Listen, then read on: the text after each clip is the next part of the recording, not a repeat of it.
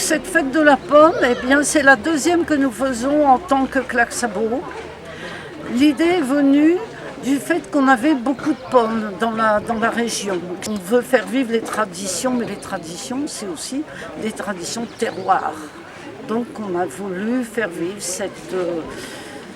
cette vie aux pommes, ce cidre, en sachant que c'est un aspect convivial et c'est un retour aux sources, c'est quelque chose de vrai. Voilà.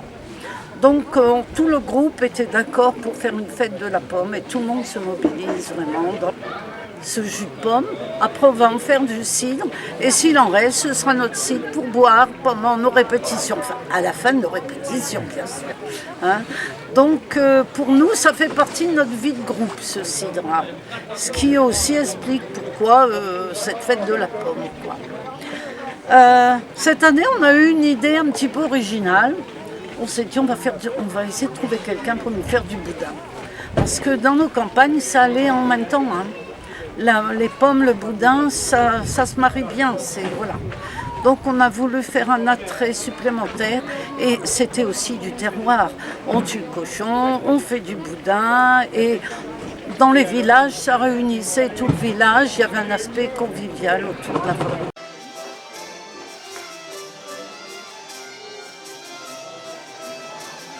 Nous, notre objectif, quand on organise la fête de la pomme, c'est surtout de faire du cidre. Comme on est une association et qu'on n'a pas de verger en propriété, on fait du cidre avec les pommes qu'on trouve, qui ne sont pas forcément des pommes à cidre. Pour les gens, le jus de pomme, c'est un moment, pour les anciens, c'est quelque chose qu'ils ont vu faire dans tous les villages, où on avait souvent tous les cultivateurs qui faisaient leur cidre, et donc tous les gens du village venaient dire bonjour, et puis dans le temps, on avait ça. Aujourd'hui, ça ne se fait plus et donc les associations ont pris le relais. Comment fait-on chez nous le cidre? Alors, dans un premier temps, l'ensemble des pommes qui sont apportées par les bénévoles passe au broyeur. Une fois que la pomme est broyée, on la met dans le pressoir. Quand il y en a suffisamment dans le pressoir, on ferme le pressoir et on tourne une manivelle à cliquer qui permet d'extraire le jus.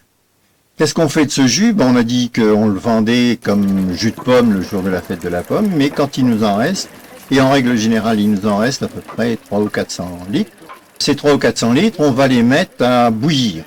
Alors avant de bouillir le cidre, on utilise le mou. Le mou, c'est ce qui reste quand on a extrait le jus de la pomme. On broie la pomme, il y a dedans, dans ce broyage, il y a deux choses. Il y a le mou qui est la partie dure de la pomme, et puis le jus. Alors, et ce mou, on en fait habituellement de la goutte. Alors comment on fait la goutte? On le met à macérer dans des tonneaux qui font entre 50 et 100 litres. Ces tonneaux bleus, on va les laisser une bonne partie de l'hiver avec du sucre, ce qui va augmenter la quantité de gouttes qui va être faite. Pour obtenir le maximum de gouttes, il faut le maximum de sucre. Donc c'est quand même que de la goutte faite avec de la pomme. Dans le temps, les gens chez nous buvaient la goutte régulièrement. Voilà. Pour faire notre cidre, donc le jus de pomme que l'on récupère, la dernière fois c'était 400 litres. Avec ces 400 litres, on va les mettre à bouillir. Alors, ça veut dire qu'on va les maintenir à une température supérieure à 15 degrés. Et pendant 15 jours, le cidre va se faire. Le jus de pomme va se transformer dans la mesure où le sucre va se transformer en alcool. Cette transformation, une fois faite, il y en aura une deuxième qui s'appelle la transformation malolactique. Et donc, une fois cette deuxième transformation faite, le cidre, on va le mettre à décanter, on va le transvaser. On va laisser dans le fond du premier récipient et on va laisser toutes les impuretés qu'on trouve dans le jus de pomme pressé. Ces impuretés se déposant dans le fond, on va laisser le fond et toute cette partie-là ne sera pas utilisée de manière à avoir un cidre qui soit clair. Quand on a donc fait ces deux transvasements, on fait deux transvasements de manière à avoir un jus le plus clair possible. À partir du mois de mars, on va commencer à regarder si on peut le mettre en bouteille. On a des bouteilles à cidre qui sont des bouteilles avec un goulot un peu plus large et un peu plus épais que les autres. Alors on met dans notre cidre une cuillère par bouteille, une cuillère à café de sucre et 2 grains d'orge. Et le grain d'orge, c'est fait pour que le cidre devienne pétillant.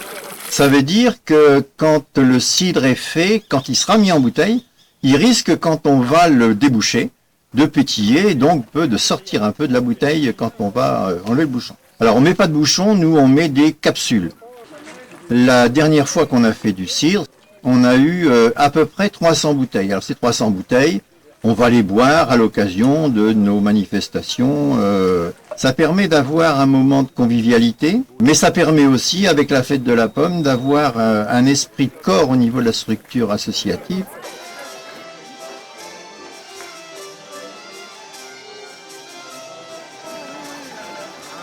Cette année, on a fait du boudin, oui, et puis on a aussi, avec le boudin, vendu de la compote de pommes, on a vendu du jus de pomme, on a vendu du cidre qu'on a fait il y a 2 ans.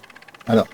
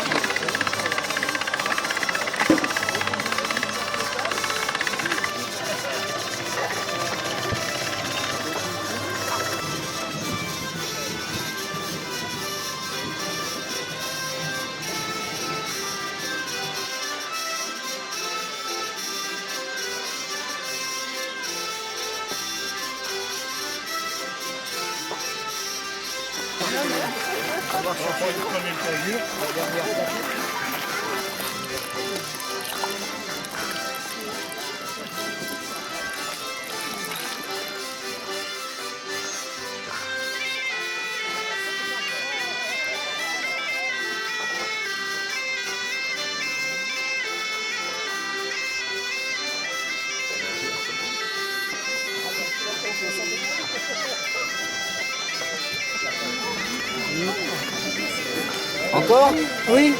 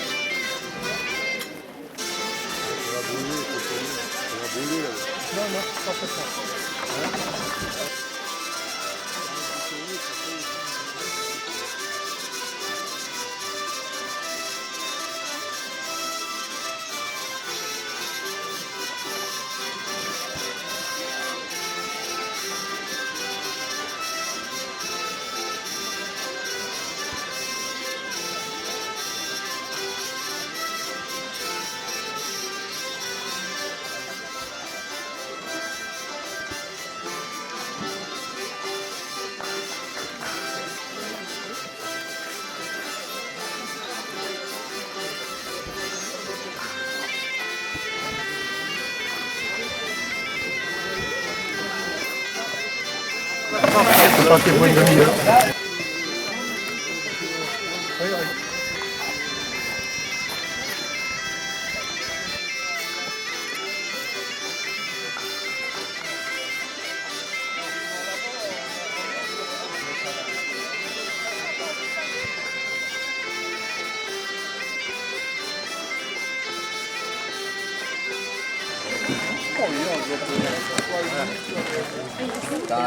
Il est dur comme ça, on dit qu'il bombe. C'est vrai, vous rigolez?